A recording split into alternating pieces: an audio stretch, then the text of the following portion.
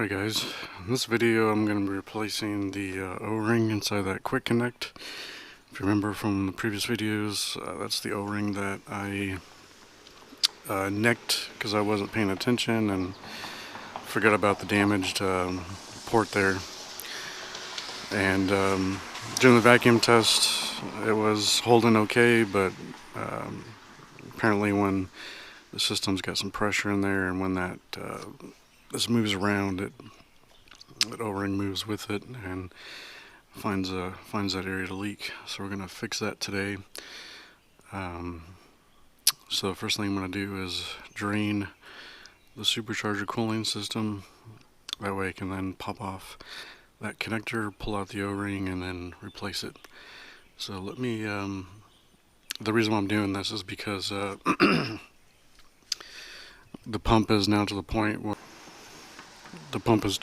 now where it is starting to get air in the system, and it's shutting off the pump. So if you guys remember in one of the other videos I talked about these GM pumps, the pump has a way to detect when there's air in the system, and then it shuts down. So what's happening in my situation is in less than a minute the pump shuts off, and then obviously that's detrimental because then you don't have cool fluid circulating through the system, and then that can impact tuning. So the main reason why is because the IATs are getting really high. So let me so I don't want to continue tuning until I get that fixed, but let me let you guys hear the symptoms.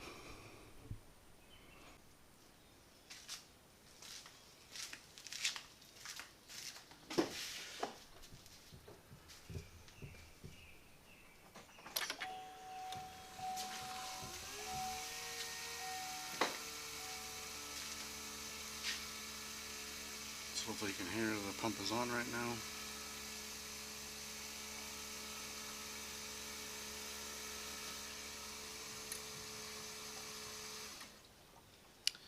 See how it just shut off? So that was on probably for 20 or 30 seconds. And then again, the reason why that's being is because there's air in here. That's why it's really important to get all the air out of the system and make sure you have good connections and tight seals. Because you don't want this as you're driving down the road, or if you're not paying attention, it to shut off on you, and all of a sudden your IATs start to go up, and then the computer starts to compensate. So let's go ahead and get started on this. Alright, so as you can see where I mounted the reservoir, works out really nice for that drain cock. I'd like to reuse this fluid since, you know, it is brand new. So what I did was took that bucket there, cleaned it out really good with some fresh water and some soap, and then just gonna let the system drain. Try to keep it as clean as possible, that way I can reuse it. Okay guys, so here's the connector. Hopefully you can see in the camera there that nick towards the top part of your screen. You'll probably see it better once I remove the O-ring itself, but taking this connector is off pretty easy. It's just held on by this little retaining clip. So you just get a flat blade screwdriver and gently pull this off. Make sure you don't lose it. And then this just comes right off of the connection. So let me get this O-ring out and we'll move on to replacing it.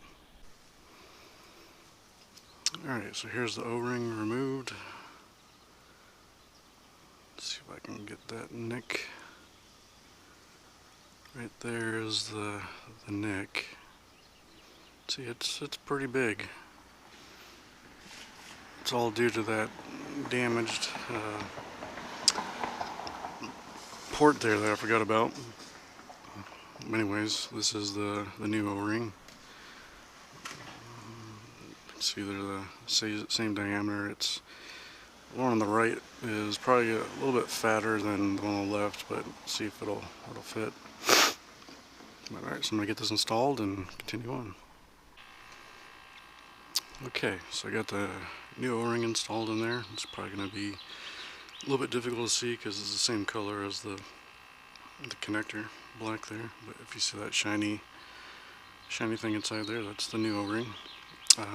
Like with all O-rings that I've been doing on this project, I put a little bit of that silicone grease just to make sure that, you know, one, for the life of the O-ring, and the other so that way the O-ring doesn't roll on you when you're installing it.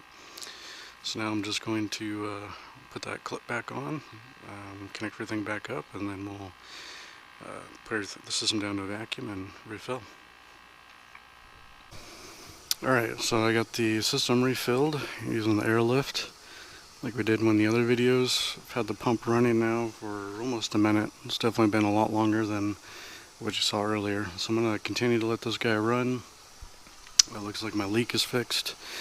If you guys remember in one of the other videos, as soon as I turned on the pump, it was starting to drip, but now I don't have any drippage, just a mess.